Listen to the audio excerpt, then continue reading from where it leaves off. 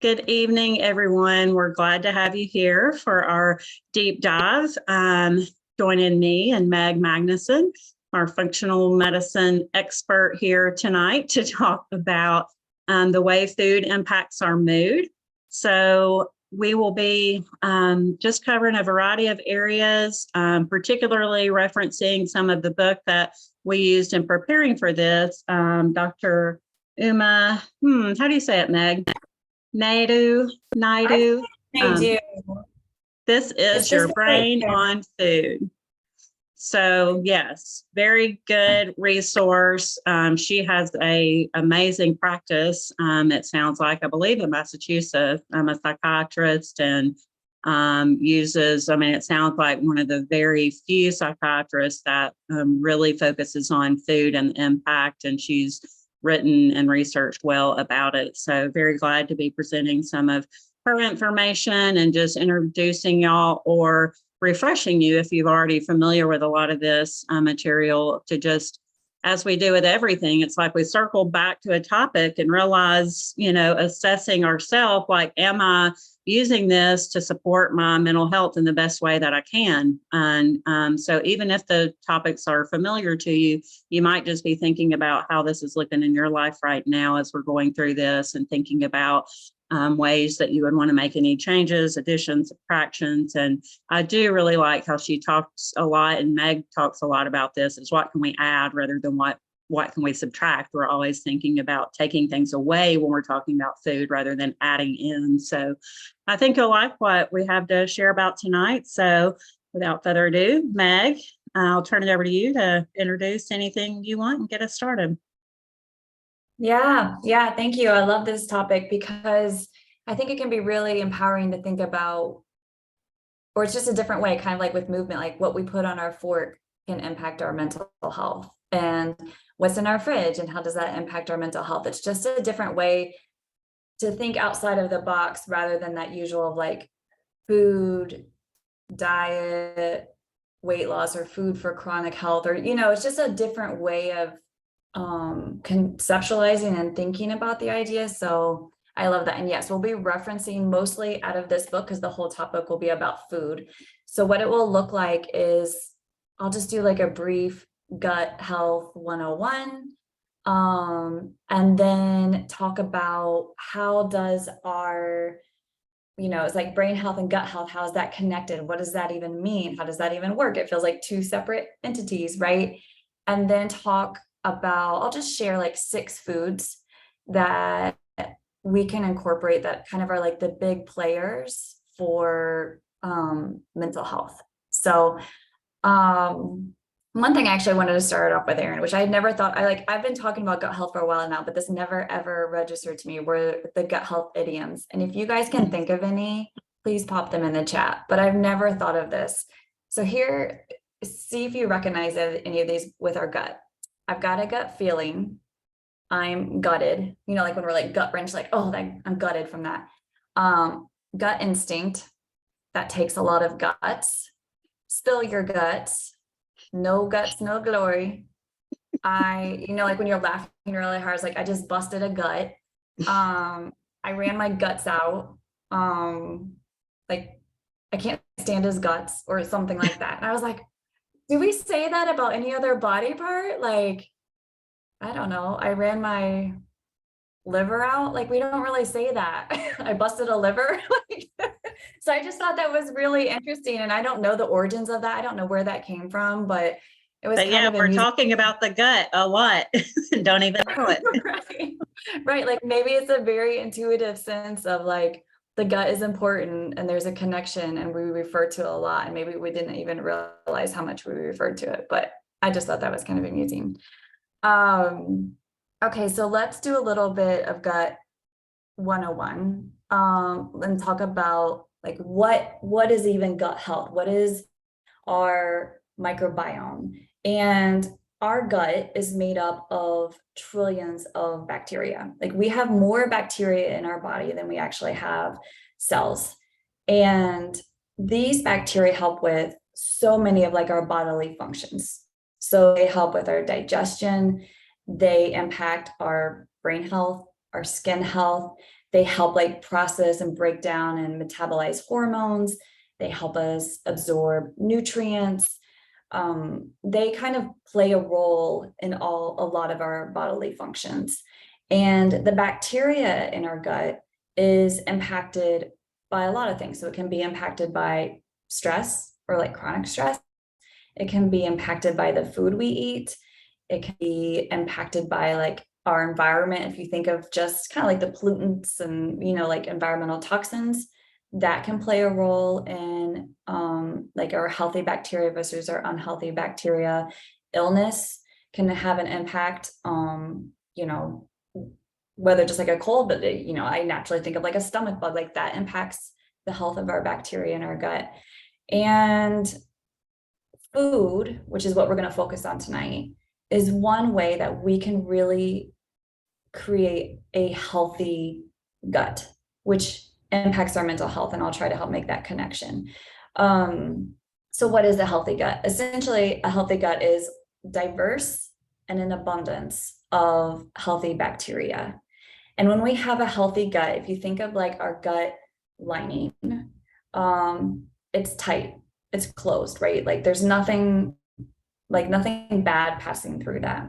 If you have an unhealthy gut, there's less diversity in the bacteria that you have in your gut, and it's less populous. So you don't have as much bacteria and you're just more inflamed. And so what can happen, what they're finding is that then say you have your intestinal wall, it becomes porous, right? And then you have that leaky gut.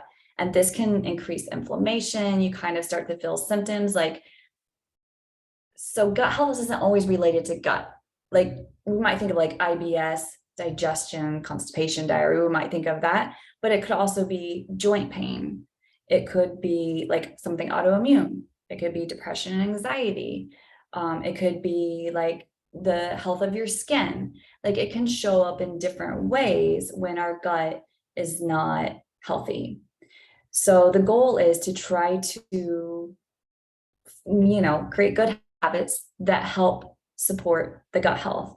And one of the things that I found really interesting, which she references in this book, because we talk about mental health, is that when they study people who present with maybe more anxiety or more depressive symptoms, and they take a look at their gut bacteria, it shows that, like take anxiety, for example, that there is less diversity and less abundance of bacteria.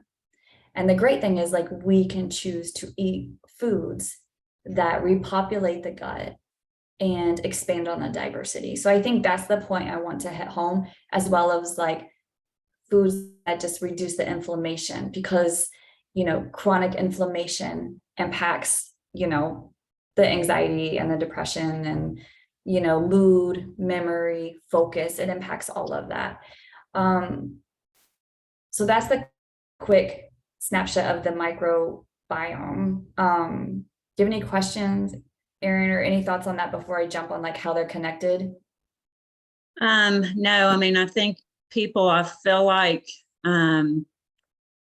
you've done a great job explaining that. I was just, writing down some of those key words, just that whole notion of, I guess sometimes we feel like we don't have any power or agency in some of the situations we're dealing with. And so, this comment you just made about the choice we have to eat foods that repopulate and expand, or whatever word you just used. I was just like, I mean, that's where our choice, that's where our agency is. Like, okay, so what can I do to see if I can make some changes that might also have this positive impact on my physical or mental health, just by, as you said, what am I putting on the fork? So yeah, very encouraging in that way. Yeah, and that, we'll get to the different foods and especially the specific nutrients that we can boost, to help us. Like sometimes I like to think of, this is kind of how I am with like, do I want to go on the walk or run, or, and sometimes it's like, no, but how do I want to feel after? Right. And I think about that, like by when I open my fridge sometimes, like, I mean, it's not that I want to eat some of the food that's probably always going to be better for my mental health, but how do I want to feel? Especially like I'm someone who tends to run more anxious. So it's like, what am I eating that can help, that would be more supportive, rather than choosing foods that might impact my gut health or inflame me, that's going to only increase my anxiety. Right. And so being able to be like, okay, maybe the blueberries would be a better choice than, I don't know, I love Cheetos, like something like that. Right. Okay. So let's talk for a sec about how does a healthy gut make us happier? Because it's so easy to think of like, you know, we think mental health, we might think brain, and we think gut health, we think digestion, right? It's so easy to think like, well, how do they connect? How does this impact us? So I'm going to talk about 4 different ways that there's sort of like this gut brain romance that happens. So we've talked a lot about in past about the vagus nerve, right? So that's the wandering nerve. It's the nerve that connects, you know, it's at the base of brainstem, and it's wandering, but part of it does wrap around our gut. And it sends the nerve signals, the neurotransmitters and chemicals back and forth to our gut. It's bidirectional. So the brain speaks to the gut and the gut speaks to the brain. And if you think about like maybe a common example would be, you know, if you're just feeling nervous about something, right? Well, where do we sometimes feel it? We feel it in the gut, right? Like when you think of like butterflies, we feel that in our gut. So it's just a way that they are communicating together. And that's why one of the reasons it's also important to keep the vagus nerve healthy, because we get to keep that communication open. So that's one way they're connected. Another way is through the neurotransmitters.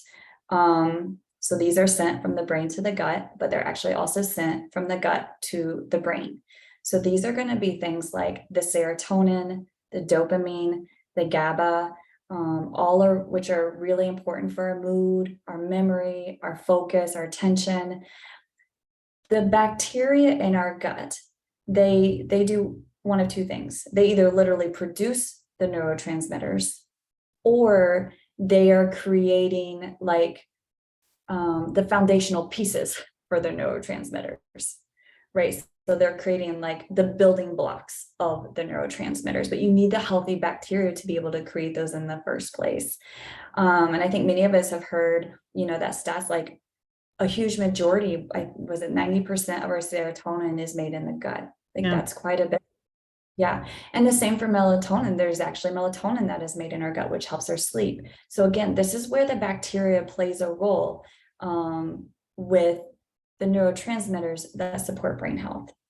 Okay, the third one is hormones. So our gut health, the microbiome, helps regulate hormones. So this is where you would think of like the cortisol, the adrenaline, the noradrenaline that play a role right in our stress response. When we have that stress response and the cortisol is released, well, when our gut health is imbalanced, say we have more bad bacteria than the healthy bacteria, or maybe we don't have that diverse bacteria, our hormones can become dysregulated.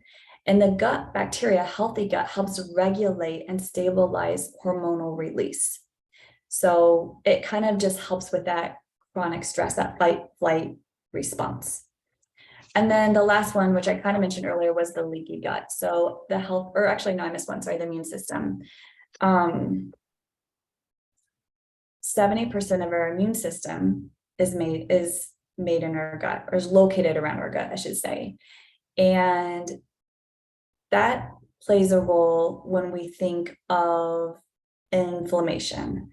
So when we are inflamed, again, and maybe you begin to have that leaky gut, you have things like toxins and bacteria and different things like going into the bloodstream, your immune system kicks on, and then you have the symptoms, right? Again, it could be like joint pain, gut health, fatigue, chronic fatigue, anxiety, things like that.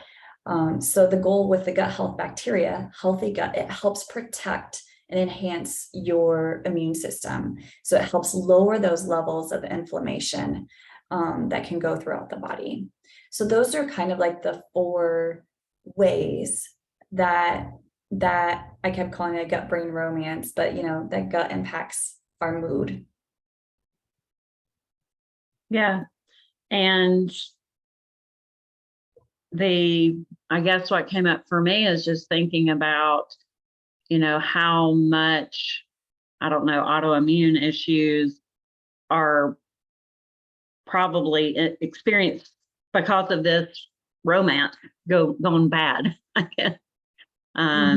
Just thinking about how many complications that people do experience when things aren't healthy in our gut. So, yeah. So I guess just thinking about the choices that we can make about that, what foods do play the role in our gut health? What are the things we can do by choosing what we put on our fork to really impact this relationship and make it as healthy as it can be? Yeah. So I think food, like, it plays several roles. So we can choose food that lowers inflammation.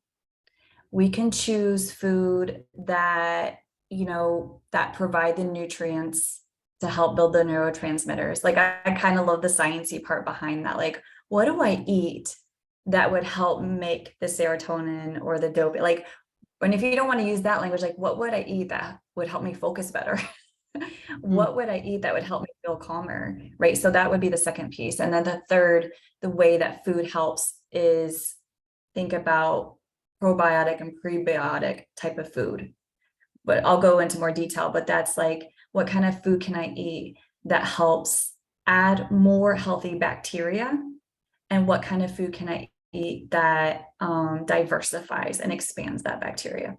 So let's talk about, this is one of my favorite parts, is like, what are some supportive foods that I think for the most part, hopefully you'll find yourself in some of these that you would enjoy that impact our mental health. So the first one would be berries. And I know this doctor, Nadu, I hope that's her name. She's a big fan, especially of blueberries. She advocates for blueberries all the time.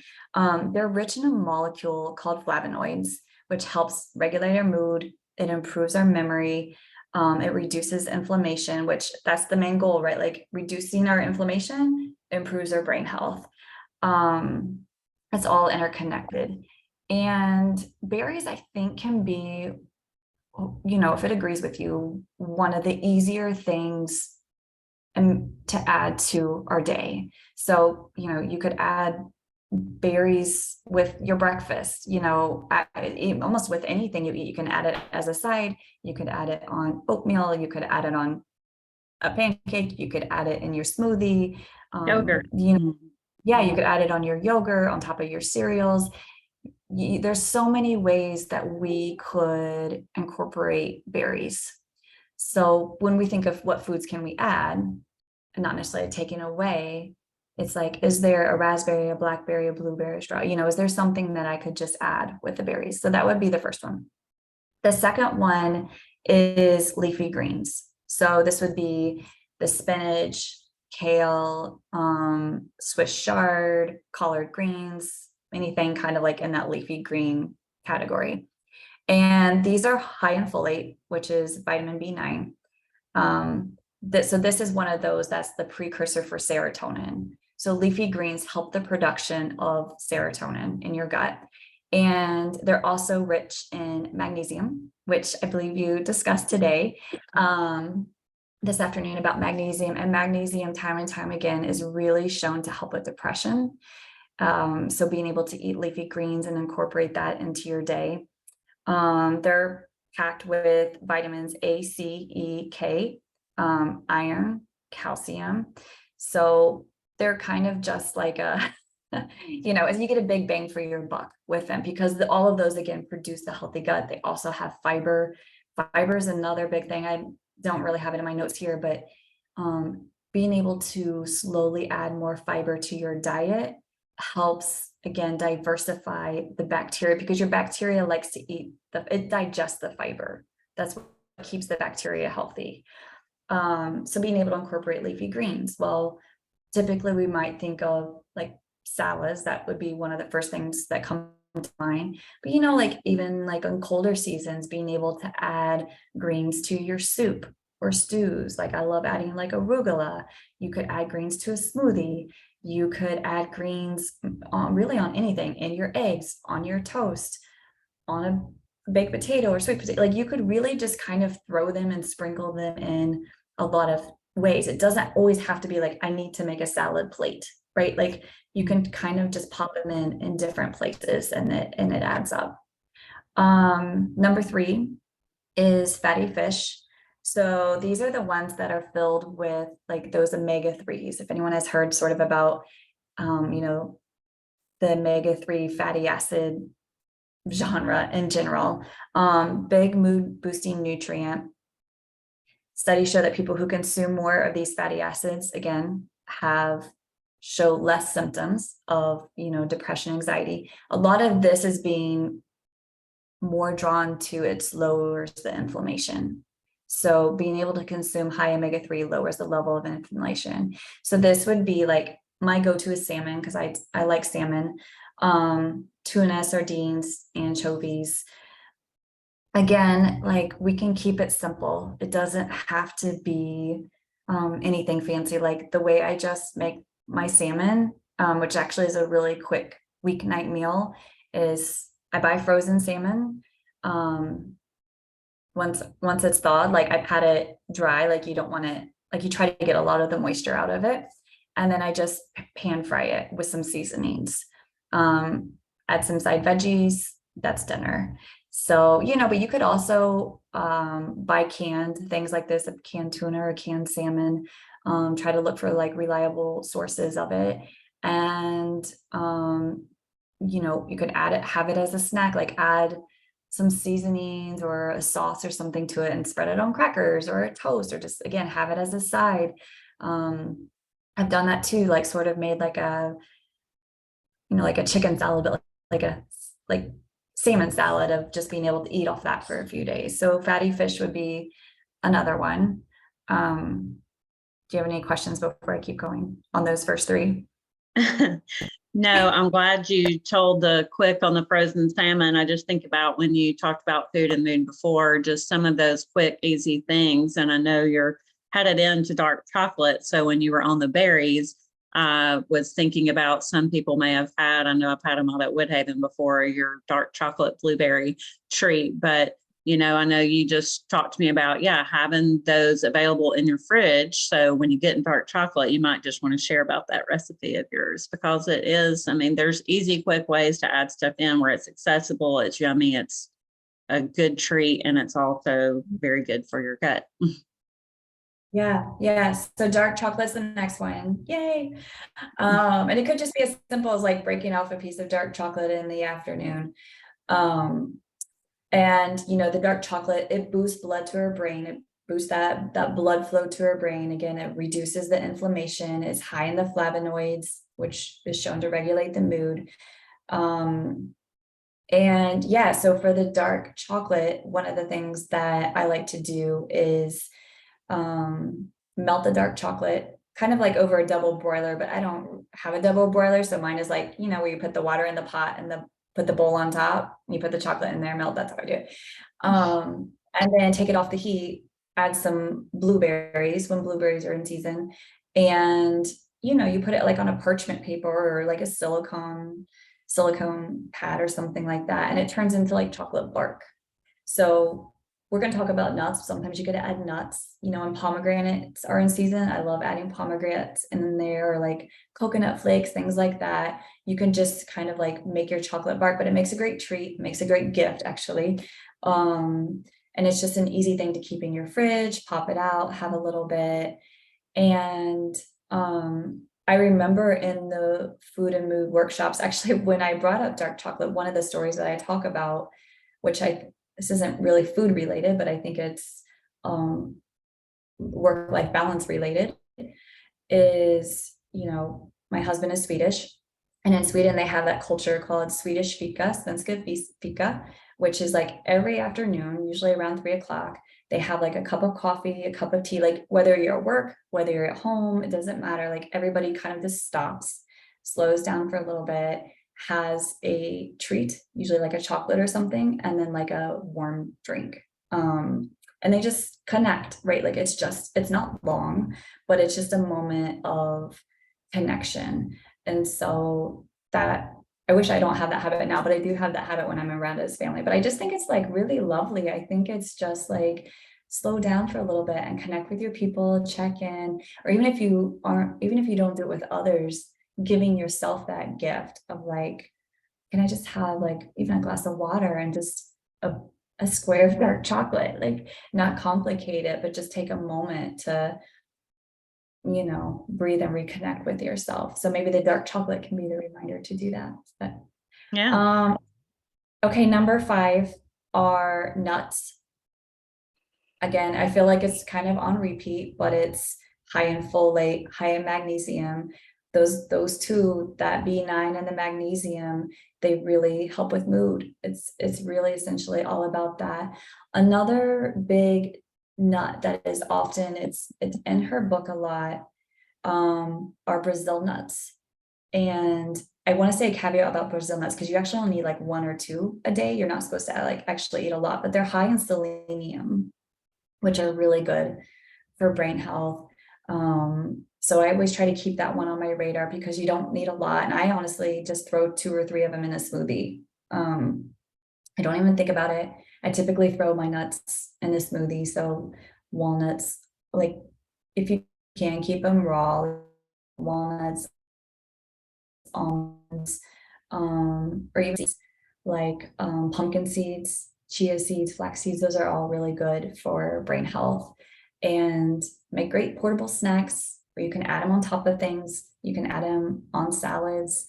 You can add them in oats or add them on your cereal. Like I even like when it's cold out, adding pumpkin seeds into my soups. Like if you think of like a tomato soup, like a creamy soup, it adds a good crunch to that. So again, just easy ways to kind of sprinkle them in through the day, and you don't need a lot. So keeping it simple. And then the last one, go ahead.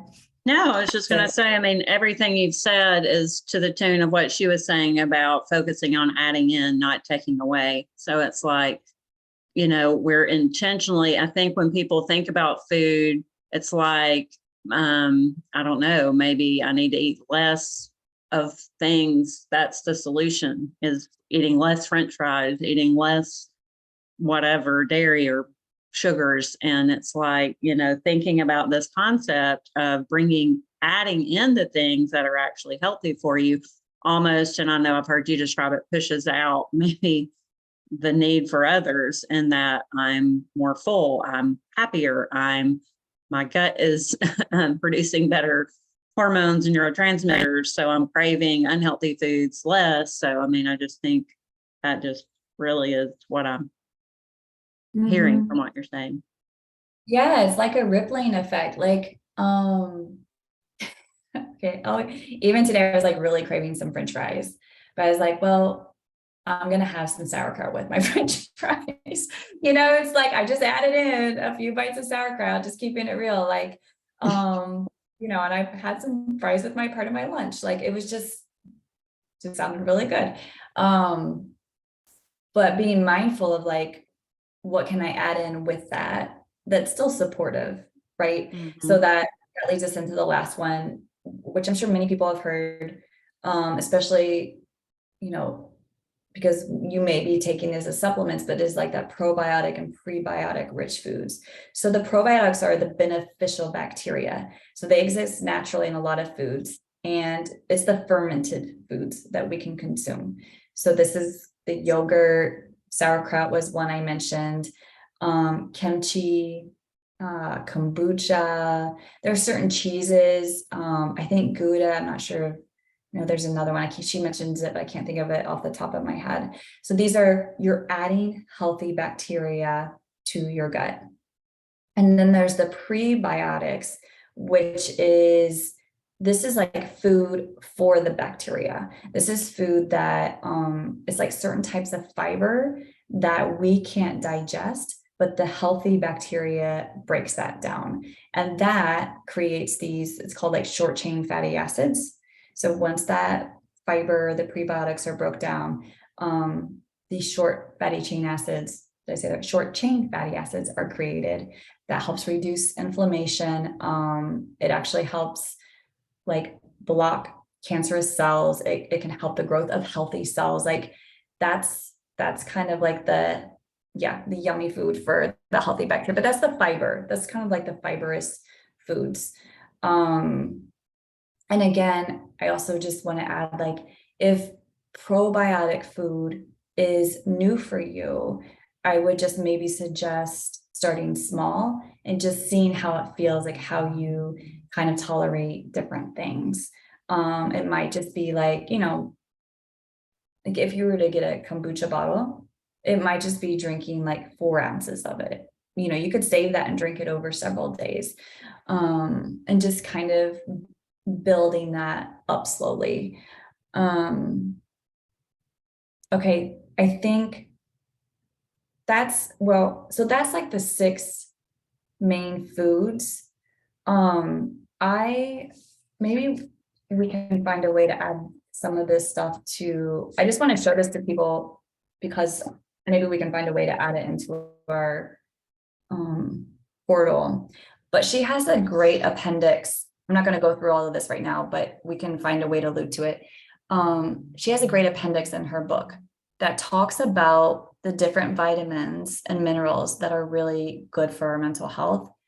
She breaks it down with how they help. So helps with mood, anxiety, focus, or sleep, helps with mood or anxiety.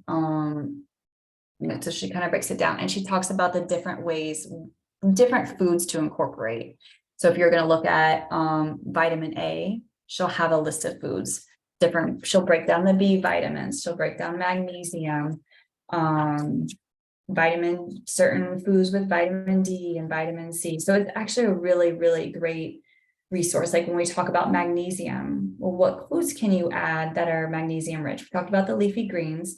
There's also avocados, legumes, nuts, whole grains, salmon, like all of those are magnesium rich. So it's kind of thinking about like, how can I be creative, use your creative outlet to add, supportive foods, but slowly, not in an overwhelming way. It's just like, what's one food I can eat today? Well, I ate sauerkraut, right? Like keeping it simple, starting small, which is how we kind of go through all our habits that we try to create. Yeah. On those lists of hers, I was listening to a podcast where she was talking and she mentioned the foods to boost happiness, and some of which was interesting in that she talked about saffron being a happiness booster. I've heard of, turmeric in that lane, but not saffron. And of course, was talking about how saffron can be expensive to buy, why people don't use it a lot, but you don't have to use much to flavor food. So not just the foods we eat, but the things we use to flavor our foods, which I thought was really interesting that she talked a lot about, particularly when asked about brain boosting seasonings. She talked about black pepper and turmeric. She really went through a big list, but those were a couple of ones she said right off the bat that have a lot of benefits. Of course, rosemary, thyme, garlic, ginger. But what struck me, because if you come to my house, our spice cabinet is like the biggest in the kitchen because everybody in my house likes to cook and everybody has their favorite blends and whatnot, and it's used a lot. But we do buy a lot of blends and have started making some of our own blends, but she really talked about not buying blends, but using the basic spice, and making your own, because some of the blends we buy, like taco seasoning mix, that, is going to have different preservatives or additions. But if you're just using your basic, the seasoning at the core, is not going to have any calories, it's not going to have sodium. And, it's a great way to enhance some of the foods that maybe we're considering. If you're looking at adding in greens and you don't love how plain it might taste, and you're thinking about what sorts of seasonings are also good for me that I can, help spice up my food. So I thought those were some really interesting points that she made. Yeah, she's a big fan of the spices like the turmeric, the black pepper. Basil was another one that she talked about that I try to incorporate more, and like turmeric, I find can be added again on like if you do an avocado toast, or I add turmeric and black pepper to if I have eggs, or it can just kind of be thrown on top of things. Ginger is another big one. Whether you like to drink ginger tea or just have like warm up water and grate some ginger, or add just ginger, like powder to certain meals. It's kind of easy to like underestimate the impact of spices, and it's not hard to add. But it's interesting to hear just those spices. A lot of it's reducing the inflammation, especially like the turmeric and the ginger. Yes. Yeah, she also, I think, I know we're kind of coming up on 8 o'clock. I want to share the 6 pillars that she talked about for nutritional psychiatry. And I thought it was just kind of easy to remember. So again, we'll just put this in the email we send out to you guys who attended. But first was eat whole, be whole. And 2 was eat the rainbow. And 3 was the greener, the better. 4 to 6 cups a day of greens, by the way. 4 was tap into your body's intelligence, listening to your body as to what it needs and how it responds to the things you put in your body. 5, avoiding anxiety triggering food. And 6, consistency and balance. And she talked a lot about how, and we talked about this in the parenting or the boundary relationship stuff in the past. It's like she talked about getting it right 80% of the time. Like 20% of the time, I went to the birthday party. I ate the thing that I know is bad for my gut. Like, okay, you do that, and then you just do the next right thing. And as you said, if you wanted the fries, you also had the sauerkraut. But not having to be perfect about it, but just being more conscious and mindful about adding in the things that are good and supportive for your well-being. So I really like those 6 pillars that she talked about. And I guess, and you read more than me on this, but when she said the avoid anxiety triggering foods, I thought 5 million people are going to ask me when I say that, what are the anxiety triggering foods? And I didn't get that, but I'm assuming it probably is foods that are, is it the carbohydrates, the complex, the simple? Yeah. So I actually have this pulled up. So again, in this book, after each chapter, because she goes through each chapter. So 1 will be on foods to embrace and foods to avoid for depression, PTSD, ADHD, anxiety, OCD, and more. So if I pull up to the chapter on anxiety. I can't believe you have that one just right at your fingertips, Meg. That's where I usually am, is the anxious part, right? So foods to avoid, it's the Western diet. So foods high in the what she calls bad fats. So that's like red meat, fried food. The high, more like the more processed carbs. So that would be like the white bread, the white rice, sometimes potatoes and pasta, anything that's made from the refined flour. For those of us who are sensitive to caffeine, just be careful of your caffeine intake if you tend to be more anxious. Alcohol. She talks about different numbers for the alcohol. So for men, under 14 drinks per week, women under 7. But I think she also, just listening to your body, like you paying attention, like, how do I feel? Not necessarily in the moment of drinking alcohol, but even the next day, because sometimes that's more like we feel anxious the next day after our body breaks it down, after our liver breaks it down.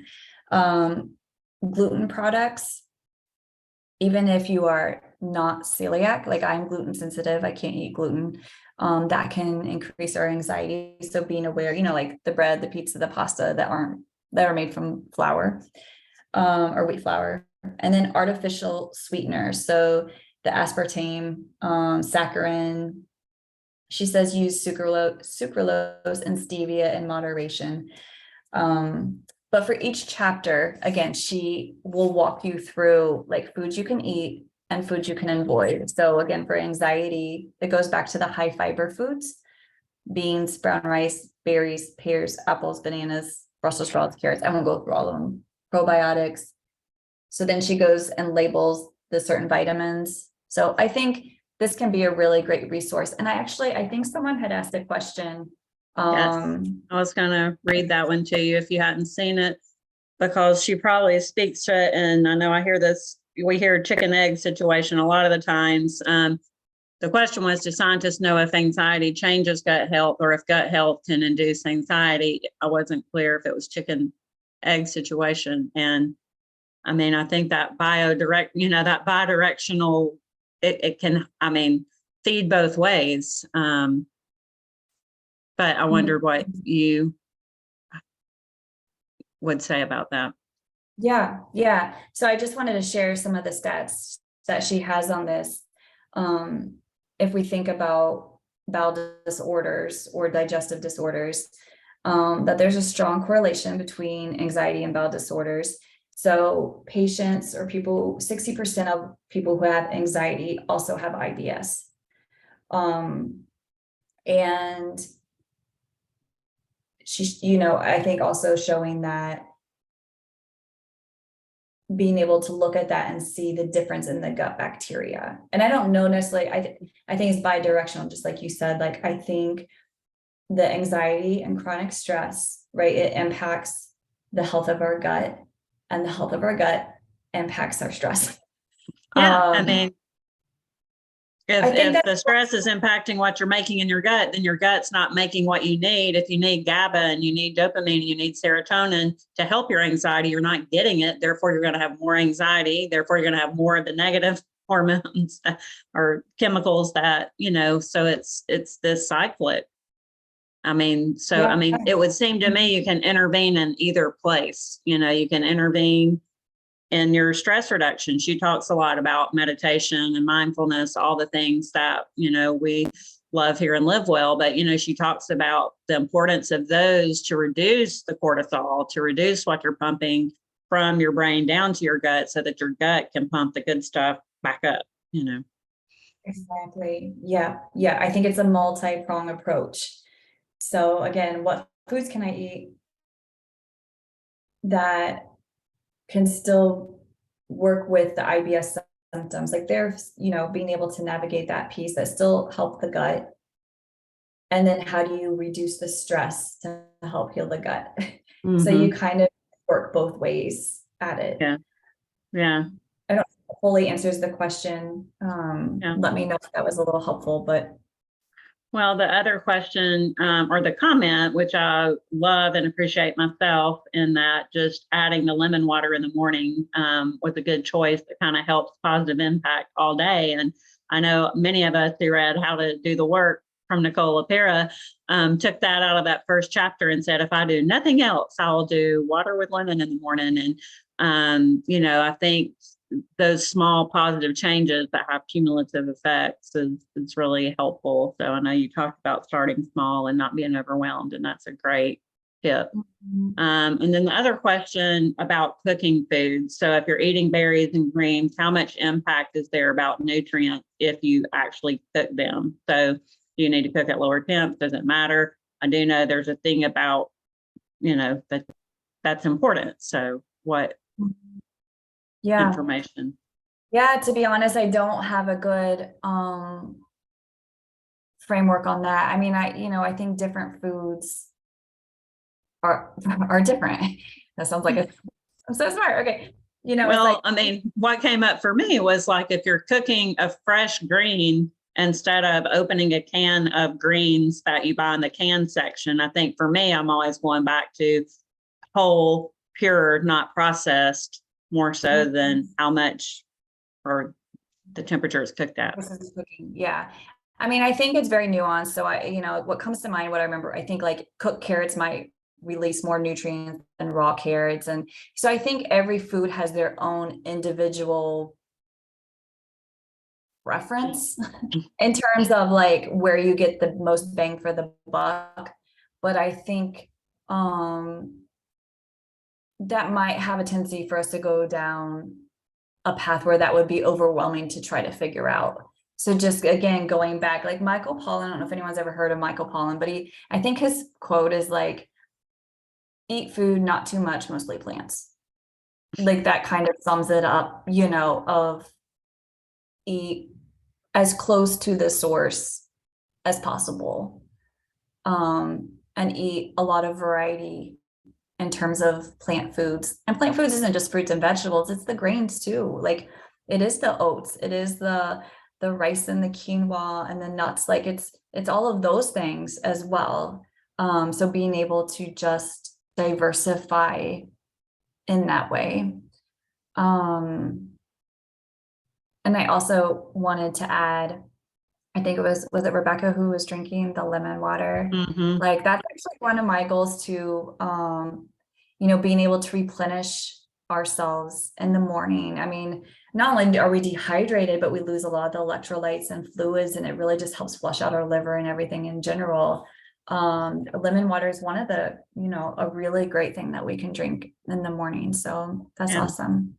And we didn't talk about hydration much since we're talking about food, but I mean, the hydration is so important. You know, she even talked about just, I mean, how dehydration is a big issue in many areas. I mean, and after learning more about this stuff, you know, in counseling intake now, I mean, I'm asking, what is your typical, you know, day of eating look like, and how much do you drink water? Because especially with college students and adolescents, I mean, fortunately, my son, that's the only thing he likes. And so water's been his only drink of life up to 15 years old. So he doesn't like milk, but I wish he did, but at least we get a lot of water.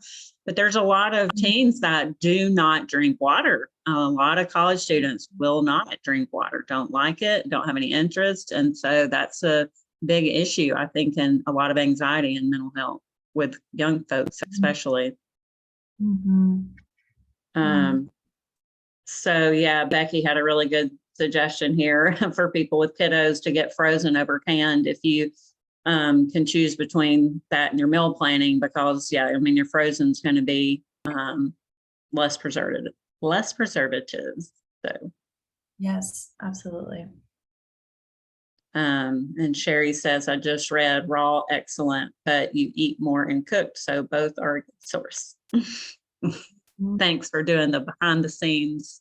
Yes. I was going to say, and our little smartphones, when you're trying to do anything, you know, I mean, you can ask it sometimes, what's the best way to work in carrots? You know, again, when she talked about the multiple colors, I think we forget about like the orange foods have different, is it flavonoids, or is that, what are the phenols? What are the oranges and green? Whatever, there's different things in the orange than in the red, than in the green, than in the, like the different colors have different types of whatever it is they have that I can't. Phytochemicals, I don't know if that's the word. Yes, that. And so, you know, thinking about, as you said, that diversity, and I guess that's why her number 2 was Eat the Rainbow.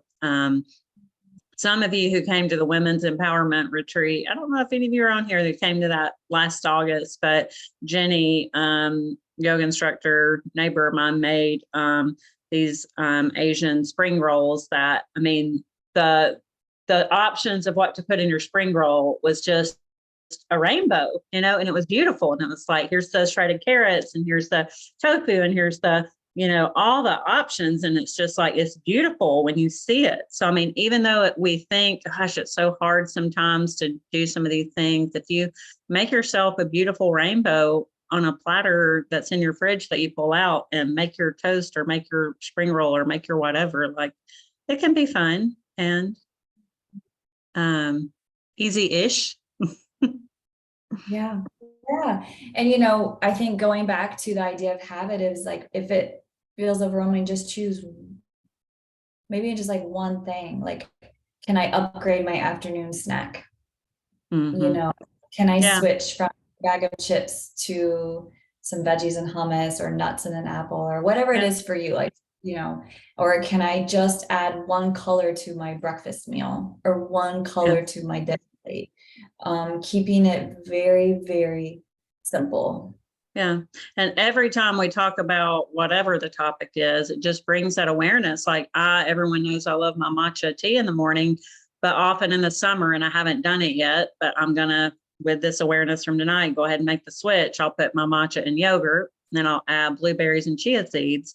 And so it's like with this awareness, that's an easy way I can get something I love, which is matcha, add it into yogurt, which is awesome for me, and the blueberries, instead of doing matcha tea and a breakfast bar, which even though I eat the Kind bars and they're good grains, I mean, still eating that grain every morning consistently is probably, I need the variety. So it's like with that awareness, just change that up, still get something you like, add something in, and that's how we do it. I love that idea. So do you add matcha to like just like a plain or vanilla yogurt? Yeah. You just put a teaspoon into the yogurt, stir it up. I put a little honey and blueberries and either a little granola or chia seeds. The chia seeds that you gave me, I'm still just about done with. And yeah, it makes a beautiful breakfast treat or snack in the afternoon. Oh, I love that. That's great. All right. Well, if anybody else has a question or comment in the chat, we'll speak to it. And otherwise, we'll hop off this recording. Thank you all for being here. And then Megan and I will stick around after the recording if anybody wants to say hey or share anything or ask anything. So thank you all. This was awesome. Thank you, Meg, for all the wisdom you shared with us.